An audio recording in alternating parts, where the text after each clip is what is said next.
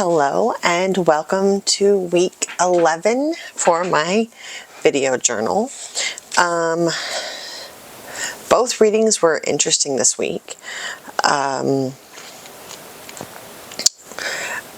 think I'm going to start with our musicals.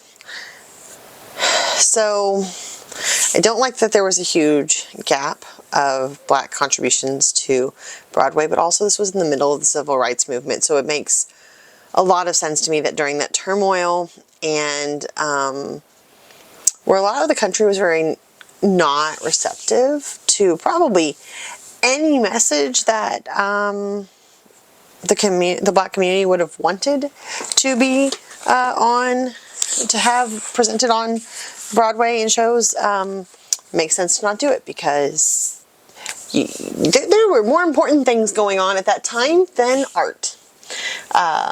For the Black community in America, and taking a little bit of a break from that makes sense, because if they any shows that were doing that, any link to the civil rights movement and things like that could have caused so many more problems. So staying focused on the movement itself made so much sense. And of course another group came in, because whenever there's a void, something fills the void. It did not surprise me that it was the Jewish theater community, while they also they are a minority group in the sense of general populace and looking at groups that are mistreated. They were a powerhouse in the theater world, and the Jewish group, and the fact that we had just come out of World War II and seen the absolute inhumane suffering, and it makes sense that people would be interested in having more positive stories like Funny Girl or Fiddler on the Roof, which isn't positive, but it explains and showcases more the dynamics of Jewish communities, which helps. And then the fact that after the civil rights movement, the Black theater community comes back in. They are creating works that they actually can see pride in. It's not about a musical troupe, minstrelity, stereotypical character. It's no longer about appeasing a white audience. It is about being their own people, telling their own stories about their own life and experiences, and letting the chips fall where they may, essentially, which I think is great. And I loved that not only are we getting shows like A Raisin in the Sun and The Wiz out of this, but then also going, you know what, we're gonna take things that was probably really loud, I apologize.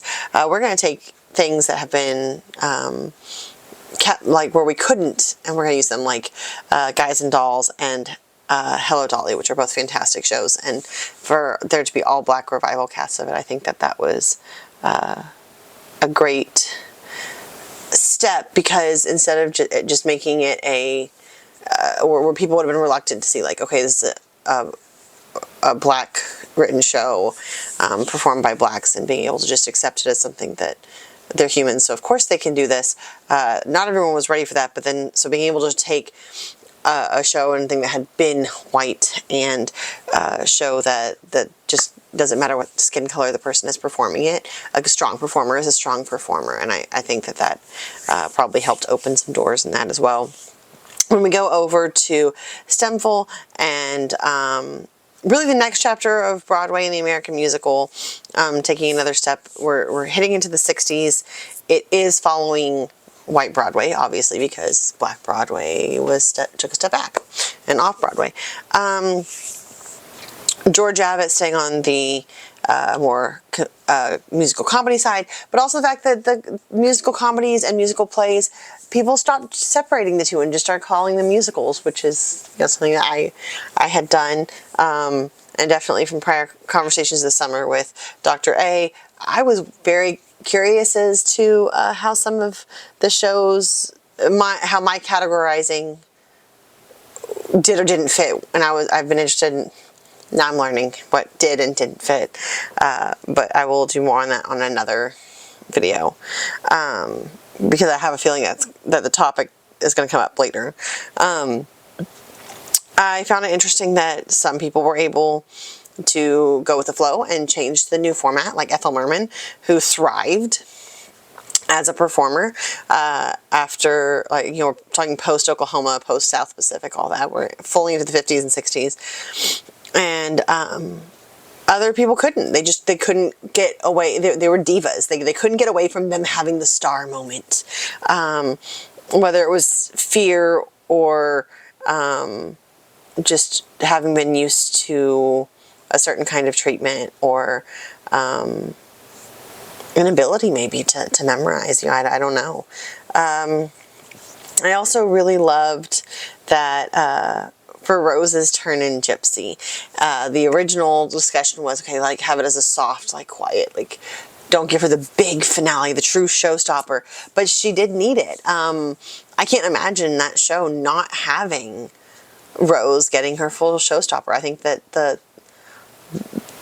audience has been on this journey with her, this painful, horrible, like, not a great mother, but we've been on this journey with her, and to understand that she could have, if she had been born a little bit earlier, she could have had this chance to really shine, and just because she didn't fall in at the right point of time, that she didn't get her chance. This powerhouse of a performer didn't get a chance, and to thrust her children in and be a terrible momager and all these things, but to recognize as a writer that this character, especially after seeing Merman work, that she needs that, so the audience can give her that applaud, because they've been waiting for it, was truly, like, break all the molds, break all the rules, but it was just beautifully, really, I think it was just the ability to adapt and change and see what was needed and not feel constrained by what happened before. I think that's what we're really seeing in this time frame. We're seeing more and more of